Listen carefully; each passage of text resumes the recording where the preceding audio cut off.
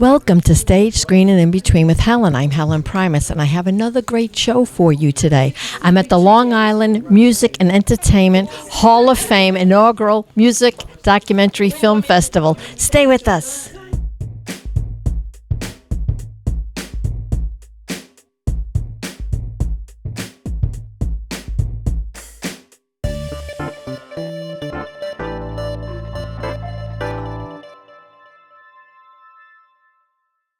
You're watching Stage, Screen, and In Between with Helen, and I'm with Ernie and Kevin.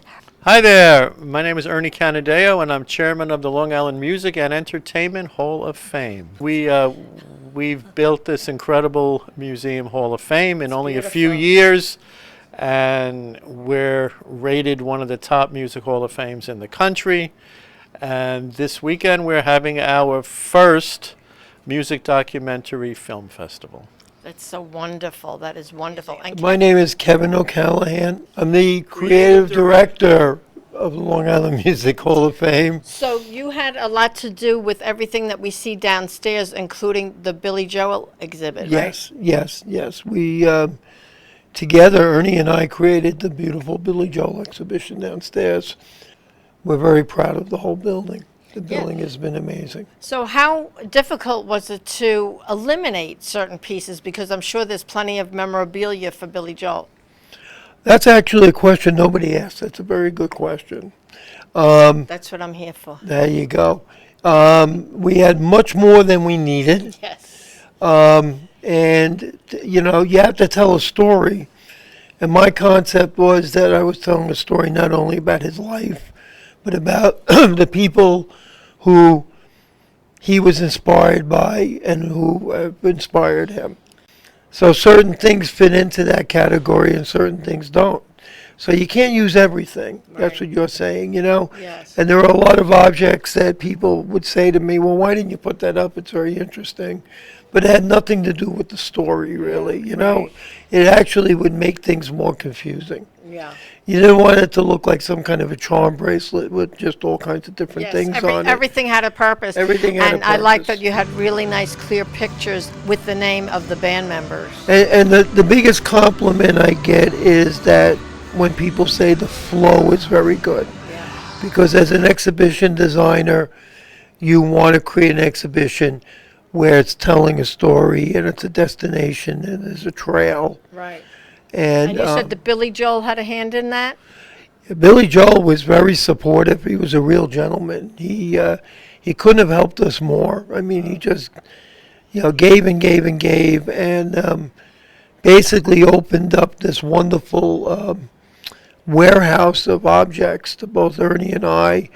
So we were like kids in a toy store, looking through all this great stuff. Ernie, how did you get involved with the museum in the first place? The organization was formed in 2004. Okay. They brought me on the board in about 2010, I think, because this wonderful organization was formed by musicians and educators, and they needed a business guy on the board, and I run a business, so I was brought on to kind of look at the business aspect. So you're the one with the of level the head. organization. He's the level-headed one, Sometimes. Ernie.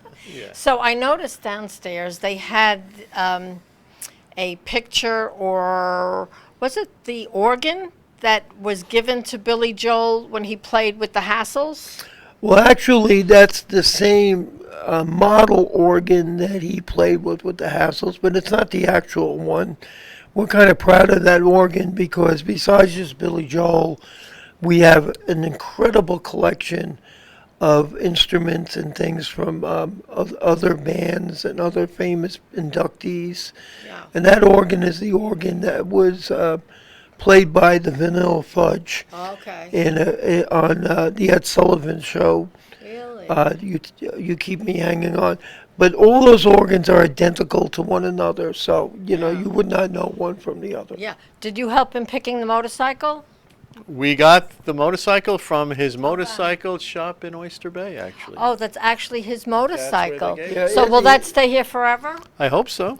The interesting, I hope so. the Unless he inter- wants to ride it out of here one day. But as of That would now, be I think Easy it's Rider, staying there. right? The interesting thing about that motorcycle is when he came to see the show, I'm not certain he knew what motorcycle they were going to donate to us because he has like 70 or 80 motorcycles.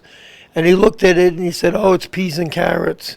And I go, "Peas and carrots?" And he Yes, said, the name. "Well, it's orange and green. That's why he called it peas and Oh, carrots." isn't that cute? So you can almost feel like he had a real connection. Connection, to that of course. bike. It probably killed him Yeah. to part with it a little bit because, you know, you get sentimental about things Right. like that. Right. So what is the next thing up for the museum? If I told you, I'd have to kill you, and I wouldn't want that to happen.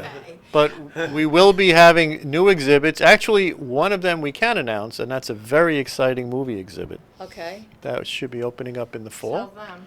And it's in conjunction with the, and I don't recall the exact name of the organization, it's the Movie Museum, the Long Island Motion Picture Art Center and Museum. LIMPACM.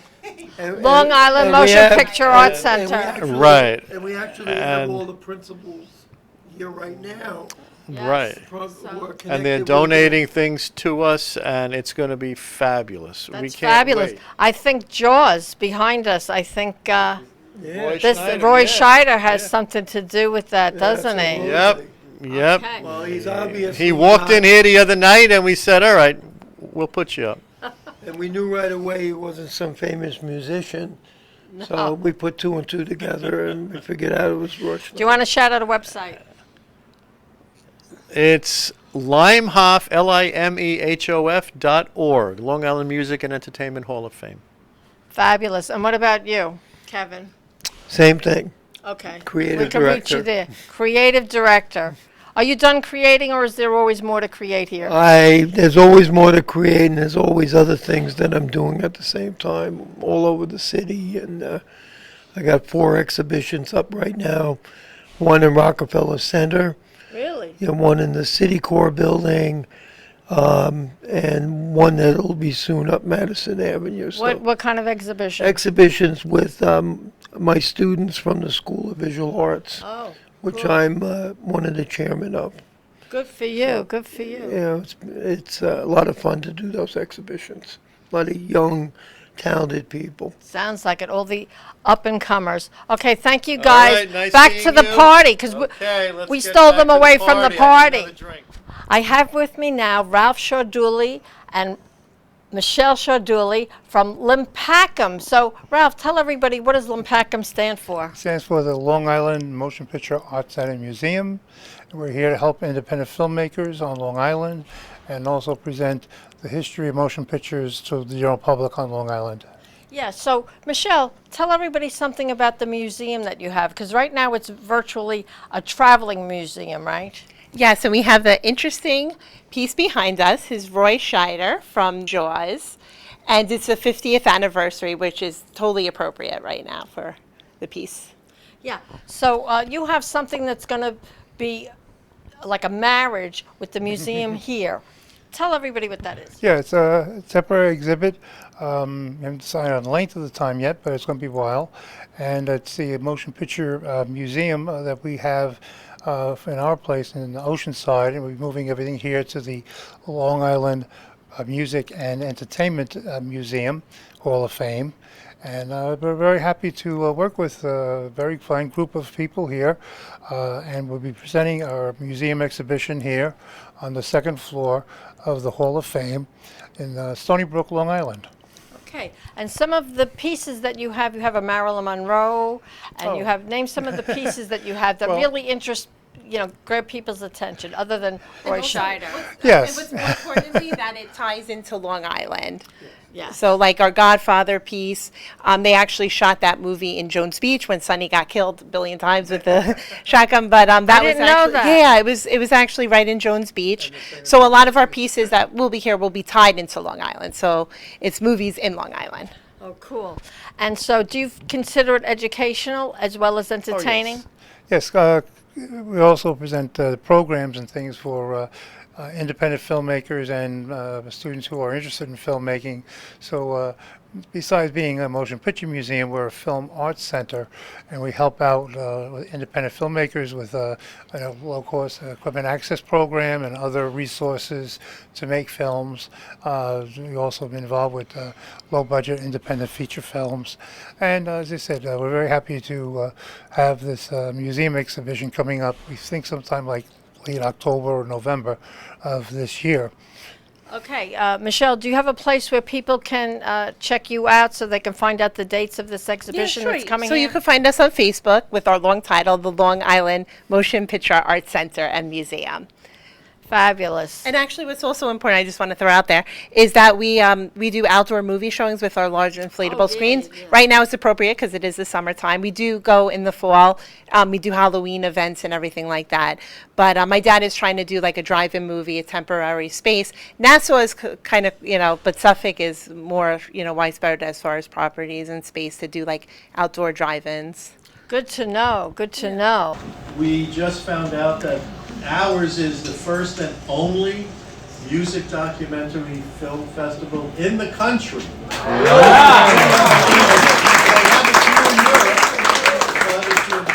Look at the U.S., we're it, and we're the first. I'm also excited to announce that in the fall, there's going to be an exhibit called Lights, Camera, Long Island, and it's kind of an extension of our film festival.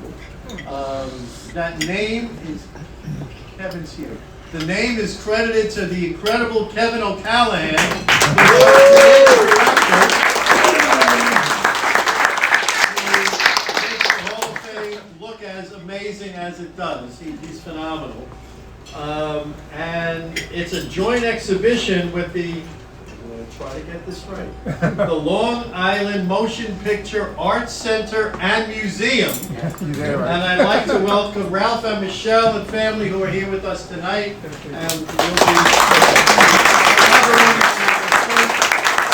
our first exhibition in the fall. So,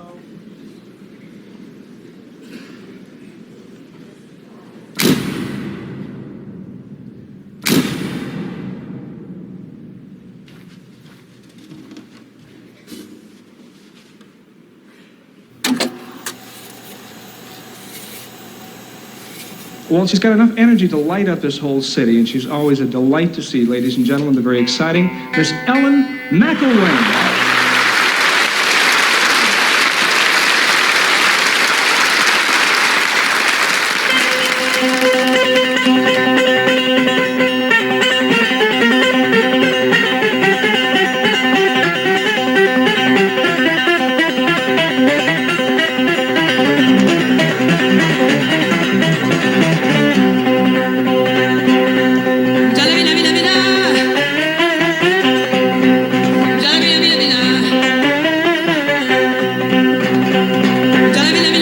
First time you listen, it's like, gee whiz, who's that band? And you stick your head around the corner and go like, whoa, all right. This woman could do this stuff while she's sliding and keeping the rhythm and keeping the time, and she's the only musician playing.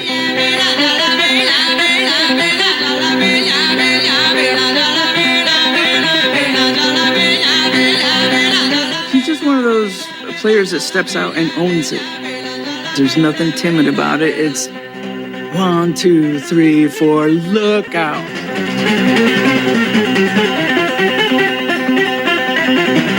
okay, hello everyone. What do we think about that movie? Wow. I mean, I had never heard of her, and after that, I don't know how I did not, because she's absolutely phenomenal. We are thrilled to have the director here with us today, Alfonso Maiorana.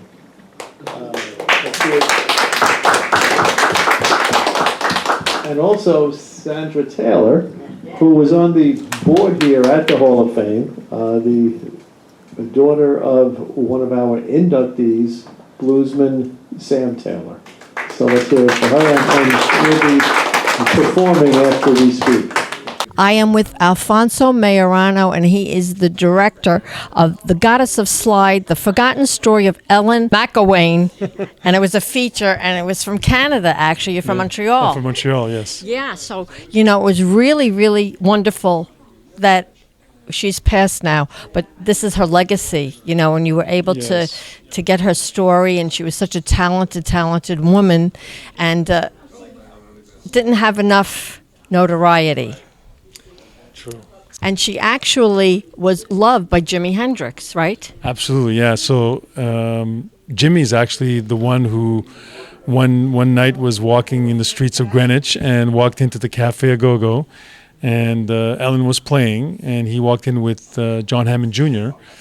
and saw her first set, and at the end of the first set asked her, "Hey, can I join you on stage?" And Ellen was like, "Oh my God, yes, of course you can." And so he did, and ended up staying 6 nights in a row with Helen McElwain. Wow. So that was pretty amazing. And she would play piano and play guitar, and he would accompany her. And that started a long relationship and a big admiration for each other. Okay. She was a very talented woman, and she did something called slide. Now, explain what that is. Well, I'm not a guitar player, but it's a very complicated way to play the guitar, and it's very unique. Uh-huh. And so she brought it to another level. I mean, people in the industry, people like Taj Mahal, who himself is a great slide guitar player, often says that Ellen's probably the greatest slide guitar player that there is. Mm-hmm. So that's quite an achievement, you know, and that's why the way she was playing that instrument, the slide guitar, and singing while playing the slide guitar is not easy.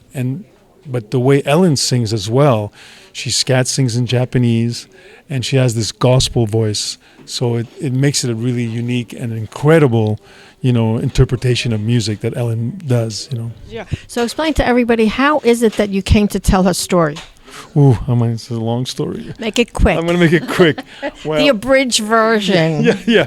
Well, she reached out to me, but we kind of found each other. Maybe it was kind of this magical Kismet. thing. Yeah, it was, because I was in New Orleans filming another movie called Rumble, the Indians Will Rock the World, and I was directing the Neville Brothers, and there was a blackout.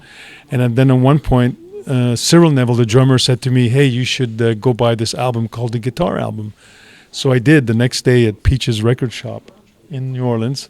And when I bought the record, I turned the sleeve, and there was, you know, all these great guitarists: Eric Clapton, Link Wray, T-Bone Walker, and Ellen McElwain. And she had 3 songs. So I went back to the hotel room, played it, and that was it. This was like 2014. 4 years later, I'm at home, and I received an email and said, "Hi, my name is Ellen. I just want to say it's about freaking time someone makes a movie about it." But you were a filmmaker already, though. I was there. Yeah, I had a movie out before called Rumble, the Indians Will Rock the World, that won at Sundance. Oh, yeah. Okay. And so she had seen that movie. Okay. And then just found me and reached out to me, sending an email. And I was at home, and she said, "Oh, you know, just want to say it's about freaking time somebody shows a movie about indigenous contribution to music. I really like your film. I've seen it 3 times." And I said, "Thank you very much." I answered back. I said, "Are you a musician yourself or a filmmaker?" And she answered, "Oh, my name is Ellen McElwain. I play slide guitar. I dabbled in music myself. I guess my claim to fame is that I'm the only woman ever to share the stage with Jimi Hendrix." Yeah, I love Jimi Hendrix. And that's when I said, "Well, we need to talk." You know. Yeah. I wanna know, won't you tell me, baby?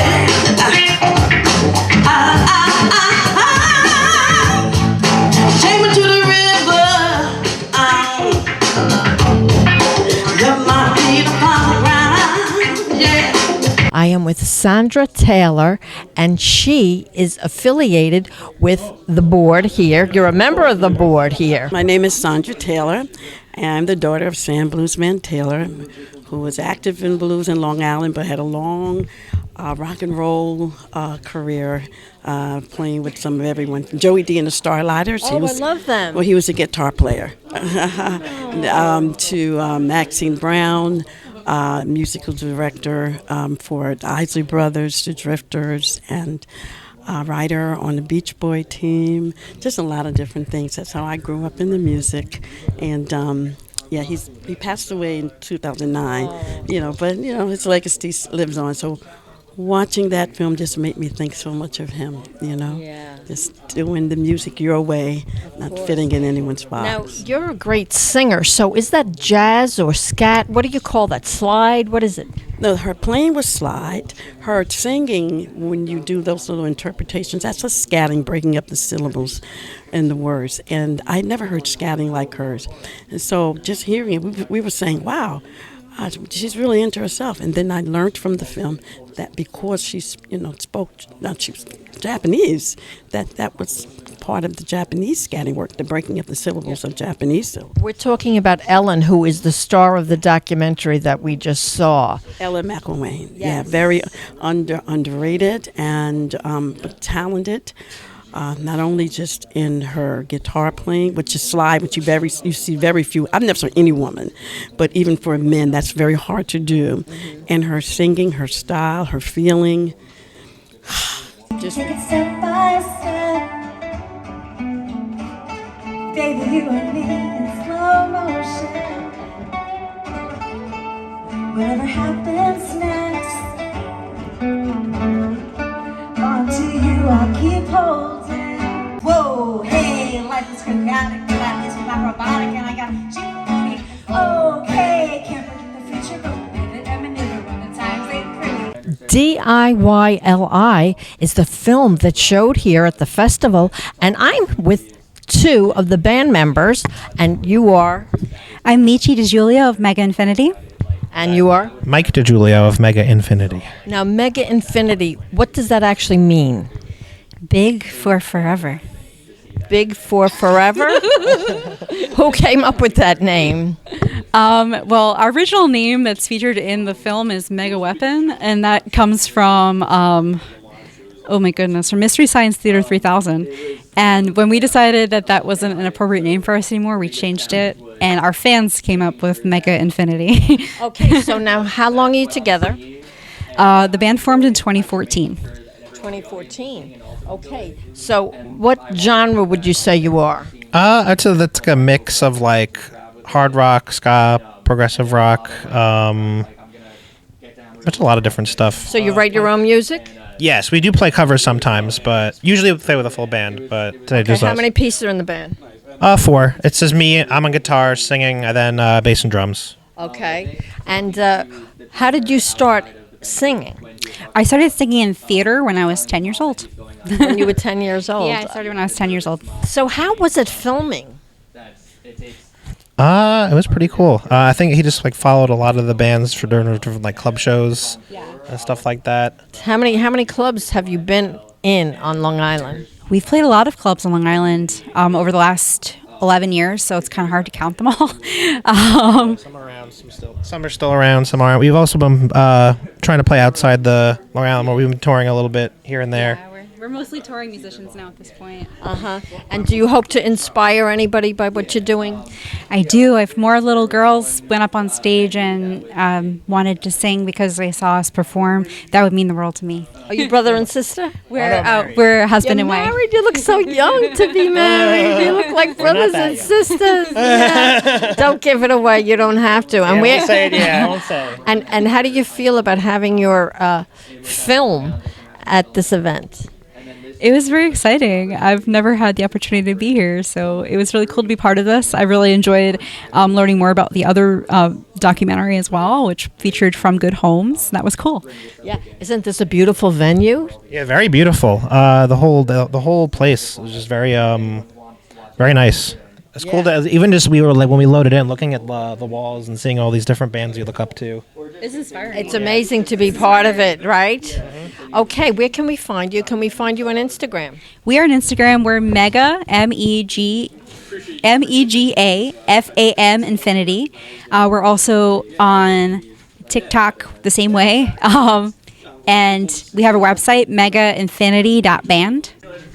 I'm with Brian Stieglitz, and he had a short film today at the festival. Tell us something about your movie. Yeah, it's called DIYLI, and it follows 3 local independent bands on Long Island and their journeys, their passions. It's all about the DIY spirit and about finding community and in your art and finding passion in your art and not doing it for fame or money, but doing it because you love it. Yeah. So tell us something about the names of the genre that they play in. So there are 3 bands that I followed: Moontooth, Mega Infinity, then known as Mega Weapon, and Makeshift. Moontooth is progressive metal. Mega Infinity is more indie pop, indie rock, and then Makeshift is pop punk. So it's a lot of different genres. So how did you find out about these bands? So my brother was in Mega Infinity at the time, which was known as Mega Weapon, and he was one of the original members. And then I always went to concerts with him growing up. So he's your big brother. Yeah, my big brother. He introduced me to a lot of the music I listen to today, and I was always just in the crowd at shows and loved meeting the bands after and talking to them. Where do you go to find these bands? The biggest venue that has the most local shows is Amityville Music Hall. That's where a lot of the footage was actually shot. And then there are local venues, dive bars, the VFW in Massapequa, any kind of place that will just put on a show and bring a community in. Is this your first venture? Into film? Yes. This is, I am a journalist and storyteller filmmaker, and this was my senior thesis in college actually, at Hofstra University. Okay. So this has screened at the Long Island International Film Expo. Oh, sure, in Belmore. Yeah, and it screened at my college film festival, and this is the 3rd time that it's being shown to the public. Very good. So you must be very proud of it. It's your first documentary. Yeah, this is my first, documentary that's out there. How many minutes does it run? 16 minutes. Oh, cool. Okay, so do you have a website where people can follow you? You could follow me on my Instagram, at Stiegs, Stiegz. Probably know them better as the Zombies.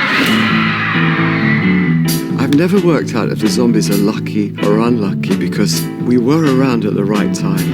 Well, no one told me about some groups of people just click. It was luck, really. We met these 5 people and we got on. It's unrecognised, man. Totally different. You look totally different too. Thanks.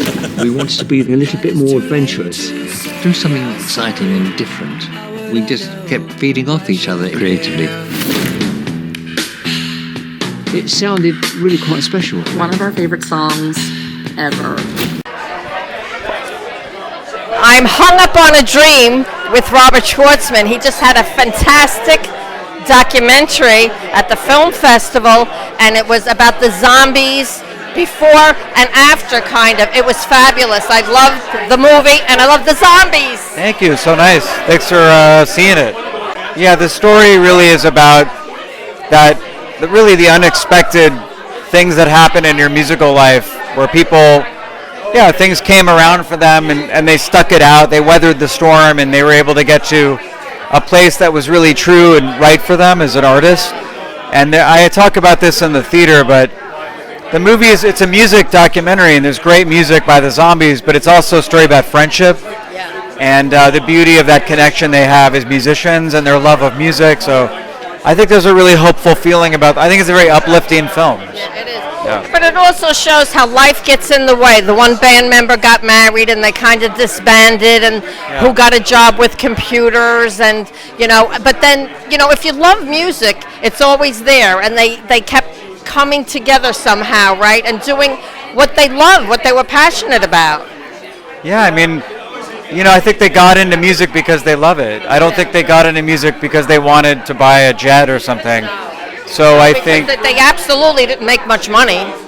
Yeah, and it's in the story. People can see it now. It's on Apple and Amazon. You can watch it. Oh, is it really? Yeah. Oh, I didn't know that. Yeah, Hung Up on a Dream is the name. You can just search it, the zombie story, and I think people really seem to connect to this movie. So So you started it in New York because that's where they had their start, and then you took it to England?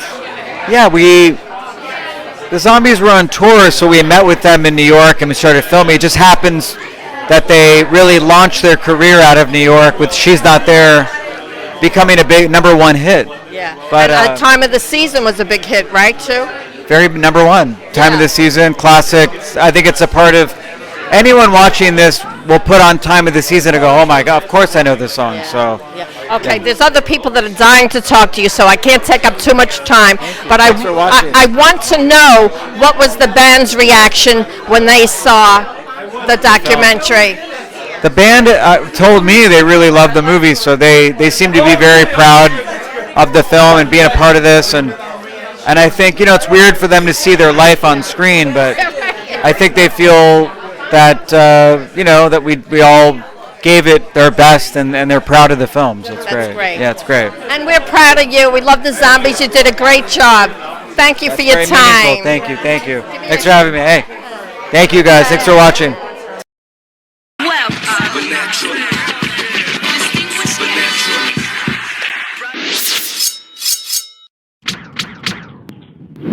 One, two, three, 4, 5, 6, 7, 8, 9.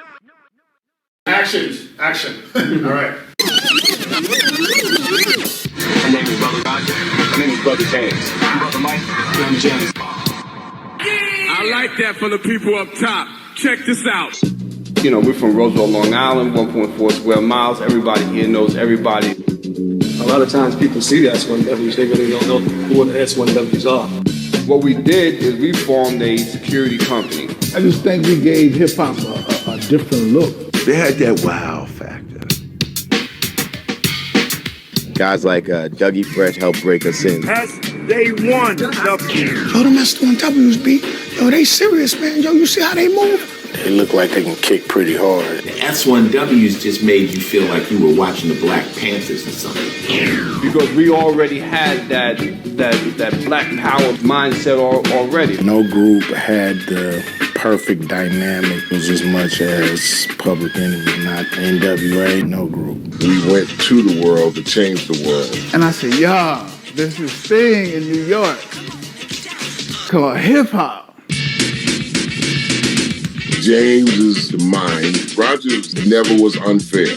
Mike is the teddy bear. Pop Diesel, he's the hustler. James, creative. Flavor brought a balance to the overall image, which was needed. We wouldn't have captured that wider audience. To push the legacy, but just showing strong imagery of black men. It's our opportunity to tell our story, to make everyone truly aware of who we are as individuals, who we are collectively, our impact. Public Enemy story told through our eyes.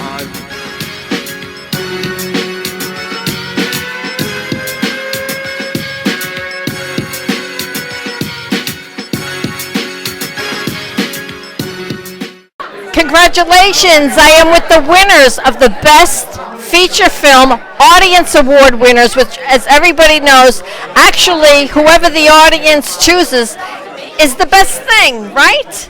I think so. Yes. It's who the public likes. We appreciate that from the audience. Okay, so I'm Janol Ture. I'm the director, one of the executive producers. And the name of the movie? It is To My Rescue. It was the S1W's A Public Enemy Story. Okay, and you? I'm Brother James. I am one of the executive producers of the program, of the documentary. My name is Brother Mike. I am also one of the executive producers and one of the S1Ws in it. The movie is about the powerful force behind Public Enemy, which are the S1Ws. The S1Ws are Public Enemy. Public Enemy is a Rock and Roll Hall of Fame group. Oh, I didn't know that. Toward the entire world. In fact, they're currently on tour with Guns N' Roses, selling out sold-out shows in Europe, and they're returning to the United States. So is this the story of their life? Chuck D, Flavor Flav. Oh, Does it sound familiar? Flavor Flav with the alarm clock. Yeah. But Public Enemy impacted the entire world through social consciousness, freedom, culture. They impacted the entire world. Yeah, so this film focuses on the S1Ws, which Brother James, Brother Mike, also Brother Roger, as well as Pop Diesel and James Bomb, they're a part of. They were the backbones and the force behind Public Enemy. But we do on stage, we do a military fashion drill that shows discipline, control, among a group of people. So that is something. So your movements enhance what you're saying? Exactly. Singing, right? Exactly. So there's a rhythm to what you're doing, right? Yes, it is. Definitely. So now how much rehearsal goes into something like this? A lot. Yeah. And how long have you been doing this? The group was signed as a recording artist in 1986. We started our first tour in 1987, and the group has been traveling ever since. Congratulations. Everybody loves you. We love them. Okay. All the best. Thank you. Thank you so much.